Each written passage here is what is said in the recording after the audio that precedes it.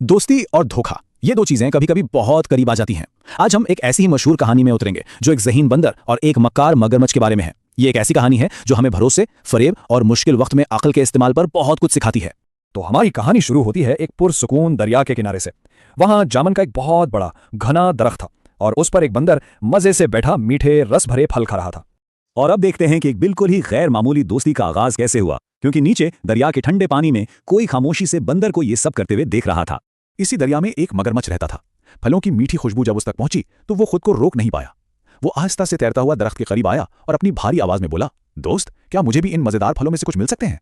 अच्छा, बंदर जो था ना, वो दिल का बहुत अच्छा था। उसने एक लम्हा भी नहीं सोचा और खुशी खुशी कुछ फल मगरमच्छ की तरफ फेंक दिए। बस फिर क्या था, उस दिन के बाद ये एक रोज का मामूल बन गया और देखते ही देखते दोनों में गहरी दोस्ती हो गई। लेकिन जैसा कि अक्सर कहानियों में होता है, ये खुशी और सुकून ज्यादा देर नहीं चला।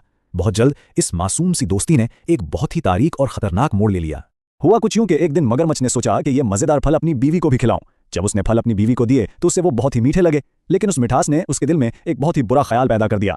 और यहां से कहानी एक खौफनाक मोड़ लेती है। बीवी ने अपने शौहर की तरफ देखा और कहा, सोचो, अगर ये फल इतने मीठे हैं तो जो बंदर इन्हें रोज खाता है उसका दिल कितना मीठा होगा। मुझे उसका दिल खाना है। ये सुनकर तो मगरमच्छ के पैरों तले से जमीन ही निकल गई। वो एक शदीद कशमकश में फंस गया। एक तरफ उसका सबसे अच्छा दोस्त था और दूसरी तरफ बीवी की जिद। अब वो क्या करता? अफसोस की बात यह है कि मगरमच्छ ने अपनी बीवी की बात मानने का फैसला कर लिया और यूं उसने अपने सबसे अच्छे दोस्त को धोखा देने के लिए एक खतरनाक जाल बुनना शुरू कर दिया। इसका प्लान बहुत सीधा लेकिन उतना ही खतरनाक था। पहला कदम बंदर को खाने की एक झूठी दावत देना, और दूसरा कदम जब बंदर दरिया के बिल्कुल बीच में हो जहां से वो भाग ना सके तब उसे अपनी असली नीयत बताना। तो अगले ही दिन मगरमच्छ ने अपने प्लान पर अमल शुरू कर दिया। वो चेहरे पर एक झूठी मुस्कुराहट सजाए बंदर के पास पहुंचा और कहा, दोस्त, मेरी बीवी तुमसे मिलना चाहती है और उसने खास तुम्हारे लिए एक शानदार दावत रखी है।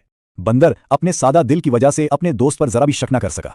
वो ये दावत सुनकर बहुत खुश हुआ और फौरन तैयार हो गया। वो छलांग लगाकर मगरमच्छ की पीठ पर बैठ गया और दोनों दरिया के पार जाने के लिए निकल पड़े। और इस तरह जब बंदर सफर का मजा ले रहा था, उसे बिल्कुल अंदाजा नहीं था कि आगे हालात एक जानलेवा मोड़ लेने वाले हैं। आइए देखते हैं कि बंदर अपनी जिंदगी के सबसे खतरनाक लम्हे का सामना कैसे करता है। जब वो दरिया के ठीक बीच में पहुंचे, जहां पानी बहुत गहरा था और किनारा बहुत दूर, मगरमच्छ को लगा कि अब इस खौफनाक सच को बताने का सही वक्त आ गया है। और फिर मगरमच्छ ने वो बात कह दी जिसने सब कुछ बदल दिया। उसने अपनी कातलाना नियत जाहिर कर दी और इसी एक लम्हे में बंदर को समझ आ गया कि उसकी जिंदगी का सबसे बड़ा धोखा इसी के साथ हुआ है। जरा सोचें इस सूरत हाल के बारे में। बंदर गहरे पानी के बीच में है, एक ऐसे दोस्त की पीठ पर जो अब उसका दुश्मन बन चुका है। यहां से बचने का कोई रास्ता नजर आ रहा है? क्या कोई उम्मीद बाकी है? और यहीं पर बंदर की कमाल जहानत सामने आती है। वो घबराया नहीं बल्कि हंस पड़ा और एक नाकाबिले यकीन लेकिन जबरदस्त झूठ बोला, अरे दोस्त, ये बात मुझे पहले बतानी थी ना, मैं तो अपना दिल दरख्त पर ही टांग कर आ गया हूं।